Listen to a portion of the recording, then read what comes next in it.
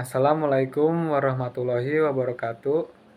Perkenalkan, nama saya Vicky Faturrahman dengan NPM 149 kelas 3D Prodi Akuntansi. Oke. Jadi di sini saya akan mempresentasikan tentang Project Based Learning dengan mata kuliah Manajemen Pemasaran Fakultas Ekonomi dan Bisnis Universitas Pakuan. Dengan dosen pengampu yaitu Ibu Ira Rima Anita.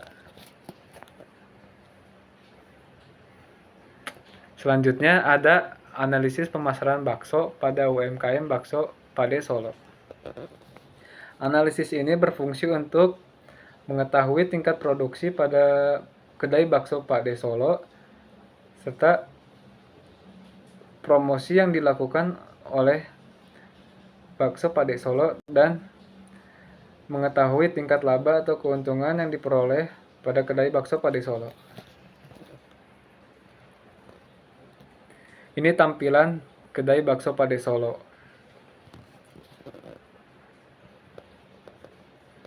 Selanjutnya ada biodata usaha. Nama UMKM tersebut yaitu Bakso Pade Solo yang berletak di Jalan Pakuan RT 2 RW 6. Nama pemilik usaha tersebut yaitu Pak Demarno. Jenis usaha yang dilakukan yaitu bisnis kuliner. Tahun menjalankan usahanya yaitu pada tahun 1989 sampai sekarang 2025. Kendala yang dihadapi oleh kedai bakso Pade Solo yaitu banyaknya pesaing yang berjualan sama seperti berjualan bakso, terus minimnya inovasi yang dimiliki oleh kedai bakso Pade Solo, dan kedai bakso Pade Solo ini kekurangan modal dalam memproduksi baksonya. Selanjutnya ada peluangnya yaitu masyarakat yang senang dengan makan makanan berkuah dan diharapkan dengan adanya analisis ini dapat membuka lapangan pekerjaan bagi lingkungan sekitar. Selanjutnya ada segmentation, targeting, dan positioning. Yang pertama ada segmentation. Pada segmentation ada 4 poin utama.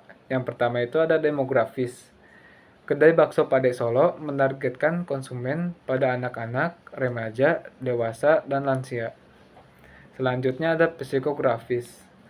Pelanggan yang mencari inovasi baru seperti bakso isi keju, lava, atau bakso premium. Selanjutnya ada geografis. Konsumen yang berletak di area perkotaan, pedesaan, atau lokasi strategis lainnya seperti dekat sekolah, perkantoran, atau pasar. Selanjutnya yaitu ada perilaku. Pelanggan yang sering makan di luar dan mencari makanan murah, enak, dan mengenyangkan. Yang kedua ada targeting. Pasar massal yaitu menargetkan semua lapisan masyarakat dengan harga terjangkau. Yang selanjutnya ada produk bakso standar dengan harga yang ekonomis. Selanjutnya ada pasar niche. Menargetkan segmentasi tertentu seperti anak muda, pelanggan yang premium.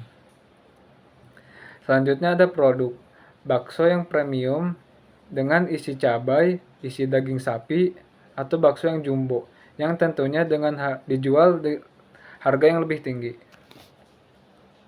Dan yang terakhir adalah layanan khusus. Menargetkan pelanggan yang memesan untuk acara besar seperti acara catering atau event. Dan yang ketiga ada positioning. Berdasarkan harga. Bakso enak dan terjangkau untuk semua kalangan. Yang kedua berdasarkan inovasi. Bakso yang kekinian dengan isian unik dan rasa yang luar biasa. Selanjutnya ada berdasarkan kesehatan. Bakso yang sehat dan higienis tanpa pengawet dan menggunakan daging yang berkualitas serta fresh. Dan yang terakhir ada berdasarkan pengalaman.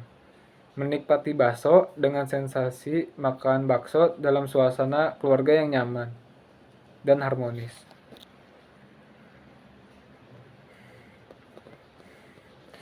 Selanjutnya ada marketing mix 4P. Yang pertama ada produk. Berbagai varian produk bakso, tampilan yang menarik, dan ukuran yang beragam. Ada yang besar, sedang, serta jumbo.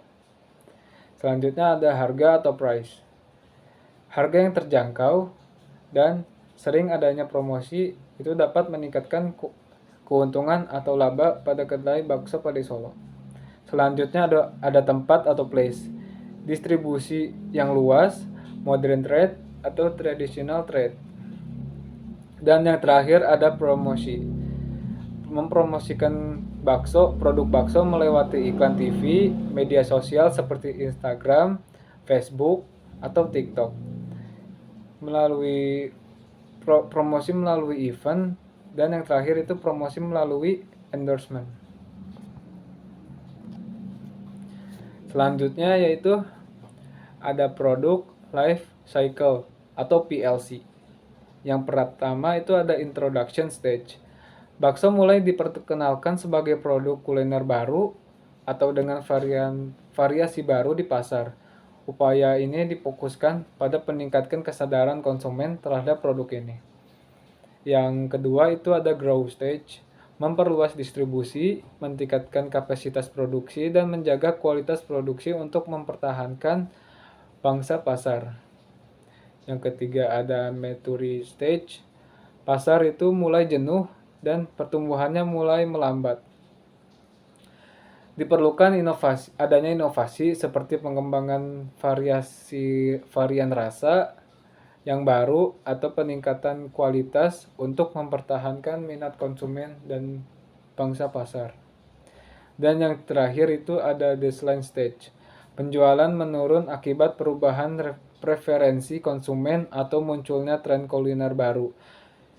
Mengevaluasi portofolio produk mungkin dengan memperkenalkan varian baru atau mengalihkan fokus ke produk yang lebih diminati lainnya. Selanjutnya ada strategi pemasaran. Kedai bakso Pade Solo mengambil strategi defensif untuk melindungi posisi pasar yang sudah dimiliki dari serangan pesaing, serta mempertahankan pelanggan atau konsumen yang dimiliki dan menjaga reputasi nama atau merek pada kedai bakso Pade Solo.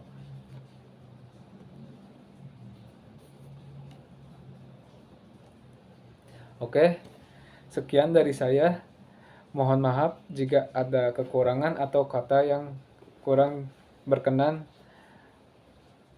Terima kasih. Wassalamualaikum warahmatullahi wabarakatuh.